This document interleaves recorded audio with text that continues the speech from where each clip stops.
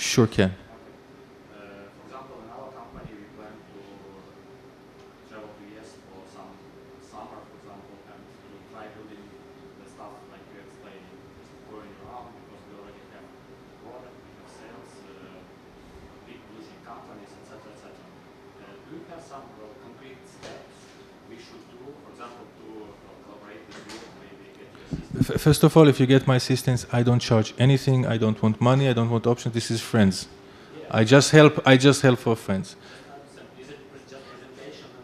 No. I think what I can do, of course, after this session, I'll be happy to stay and talk as much as anyone wants, and to understand more about the product.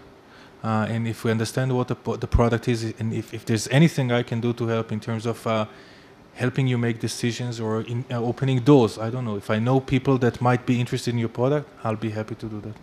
And I think No that problem. like the part of the question was like do's and don'ts, yeah? Like the list of the steps. Whatever helps, guys. I'm here to help. So maybe you could just share, I understand that it depends on the product a lot, but still key milestones, what you should do when you go to the market or you shouldn't do definitely.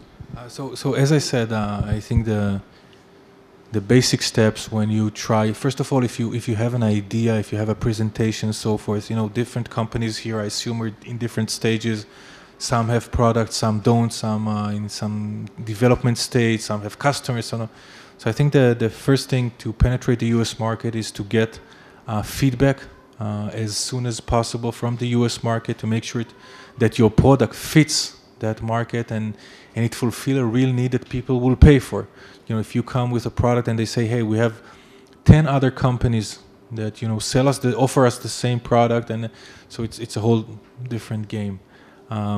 So get there as soon as possible. Again, you have to raise money or you have to have enough sales or enough capital for that in order to get to this market. It's not cheap. What else?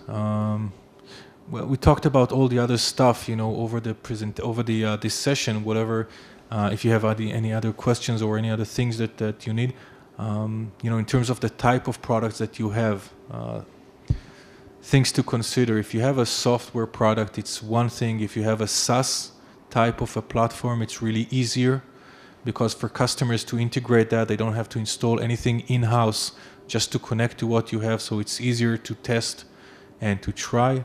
Hardware products are really difficult in the sense that you have to either build partnership in the US and make sure that someone else, you install your software on someone else's hardware, and this is the way to ship. You should think about the cost of shipment, the cost of warranty, all those type of things.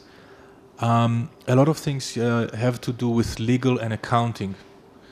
In the US, the system is different. I'm sure it's different than here. It's different from Israel as well. You got to have legal counseling and accounting in terms of how to sell, how to hire people, how to get revenue, whether you get the revenue as a company here or whether there's a subsidiary there, the transfer and cost plus, and there are all kind of things. Someone asked me about options for employees. It depends if the employee is an American. It's a whole different game. You have to build valuation documents and all that in order to grant them option and so forth. So get good legal counseling. Two things that can help. In every country, I think, in my country as well, in Israel, you can find lawyers and accountants that practiced in the US. They are certified to work in the US, but they live in your country. Paying them here is way cheaper than paying lawyers and accountants in the US. The costs are amazing. That could be a corporate lawyer could charge something like $500 per hour. And you need them for several hours for consulting. It's like raising an investment just to pay the lawyers. So make sure you cover it in that respect. What else? Sure. Again, following this legal aspect, so what you can suggest as a incorporated state for incorporation for startups? Again, it depends. Usually what companies do, they establish a Delaware company in the US and a subsidiary of an outside company. I know we work with E&Y, Ernst & Young, the accounting firm. So they usually advise us to build a subsidiary there. In the enterprise market, it's basically the Israeli company sell to the American subsidiary, and the American subsidiary sells to others. This is kind of the right accounting way, because otherwise the Americans can say that you're kind of taking income from them, you owe them taxes and so forth. The last thing you want is to get involved with the IRS, the American, Revenue Service. This is, very bad for a company. One more thing I wanted to mention. I was talking before with a person about patents. Patents. Also really important, I think, for investors is one thing, and for customers as well. There are ways to write patents in a much less expensive way.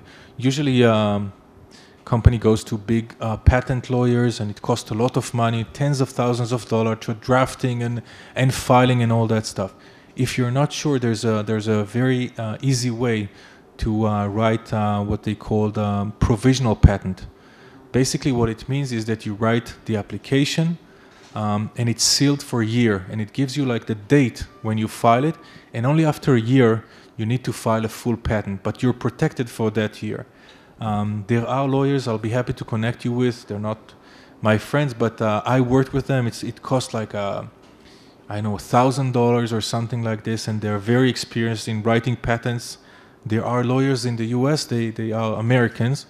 And I think it can really make an effect, especially if you come to the market with patents or patent pending, and the same for investors. It really seems like more impressive. It's more technology, more unique, and it's good, I think.